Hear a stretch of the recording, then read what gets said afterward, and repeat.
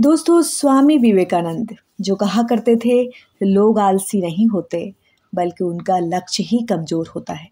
क्या आप इस बात से सहमत हैं? क्या आपने भी नए साल के लिए कुछ लक्ष्य बनाया है, कुछ संकल्प लिया है या इसकी तैयारी की है? क्या आपने ये संकल्प लिया है कि अब इस साल किस लक्ष्य को पूरा कर दिखाना है आपको? यदि हाँ, तो पूरी दृढ़ता के साथ आपको इस दिशा में आगे बढ़ना चाहिए। आपके लिए यह बहुत ज़रूरी है कि परिस्थितियाँ ना देखें या ना सोचें ये कितनी कठिन है। आपके लिए सब कुछ अनुकूल है या नहीं, बस अपने लक्ष्य को स्पष्ट करें और आगे बढ़ जाएं। दोस्तों, महान दार्शनिक अरस्तू कहा करते थे, जब आप किसी हहराते समुद्र के बीच फंस गए हों और दूर दूर तक कोई जमीन ना दिख रही हो, तो ऐसे में भी ये ना माने कि किसी द्वीप पर सूखी जमीन है ही नहीं। अरस्तू का यह कथन हमें सकारात्मकता के साथ आगे बढ़ जाने की प्रेरणा देता है। जी हाँ, दार्शनिक वही होते हैं जिन्होंने स्वयं अपने जीवन के अनुभवों से सीखा और उस मौलिक सीख को दुनिया के सामने पेश कर दिया। उनकी सीख हमारी राहों में दिया बनकर खड़े रहते हैं। कई दशक के बाद भी उनके अनुभव हमें दृष्टि दे रहे होते हैं। दोस्तों, अभी बाहर कड़ाके की ठंड है। आपने देखा होगा, जिनके पास तन ढकने के लिए पर्याप्त कपड़े नहीं, वे लोग भी अपने लक्ष्य का पीछा करने बेधड़क निकल जाते हैं। ऐसे लोगों को क्या कहेंगे?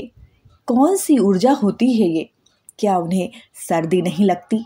ऐसा नहीं है दोस्तों, उनके भीतर यह ऊर्जा रहती है जिसे कहते हैं आत्मिक ऊर्जा की शक्ति। ये उन्हें हर परिस्थिति में टिके रहने का बल देती है।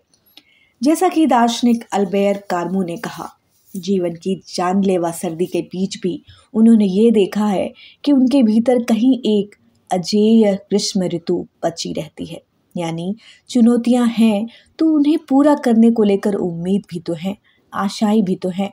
यहाँ कोई चुनौती कठिन या बड़ी नहीं होती, बस हमें खुद के भीतर झांकना चाहिए और अपनी खामियों के बारे में जरूर स्पष्ट रहना चाहिए। दोस्तों, हमारे वेद पुराण उपनिषद कितना गहरा संदेश देते हैं ताकि हमें आगे बढ़ते जाने के लिए नई ऊर्जा मिलती रहे। अब जैसा कि कथा उपनिषद में देखें, कथा उपनिषद कहता है, जब तक हम अपनी गलत आदतों को नहीं त्यागते, हमें स्थायी शांति नहीं मिल सकती। हमें इसी स्थायी शांति को अपना लक्ष्य बनाना चाहिए। दोस्तों, कुछ खत्म हुआ, कुछ खो गया, कुछ बिखर गया, तो क्या हार नहीं मानना है हमें। यहाँ अंग्रेजी के महान साहित्यकार T.S. एलियट्स का कथन सुनिए, कितना सटीक है ये।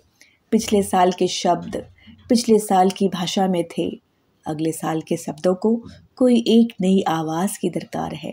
किसी समाप्ति में ही एक नई शुरुआत भी है। जी हाँ, T.S. एलियट का ये कथन आपको अपने जीवन पर लागू करके दिखाना है। अब आइए ऐसी महत्वपूर्ण बातों को जानें जिन्हें नए साल के संकल्प को पूरा करने के लिए आपको मंत्र बनाकर चलना है। संकल्प पूरा नहीं होने का बहुत सारे कारण हो सकते हैं, पर नई समझ पालें तो नया पाने से कौन रोक सकता है भला। पहला मंत्र, प्रयास करें कि आपका मन अतीत और भविष्य में डोलते रहने की पुरानी आदतों से दूर रहे।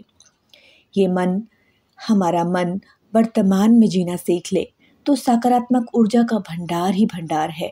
आगे बढ़ने के लिए ये नई समझ पैदा कर पाएगा। दोस्तों, ये नहीं भूलना है कि यदि हम 7 बार गिरे तो 8 बार उठकर दिखा दे। याद रहे, छोटे बच्चे जब चलना सीखते हैं तो उसका एक एक कदम महत्वपूर्ण होता है। गिरकर उठना और संभल जाना कितना महत्वपूर्ण होता है चलने के लिए। दोस्तों, यही तो सीखने की प्रक्रिया का बड़ा हिस्सा है। इसके बाद ही आप नए संकल्प के साथ आगे बढ़ सकते हैं।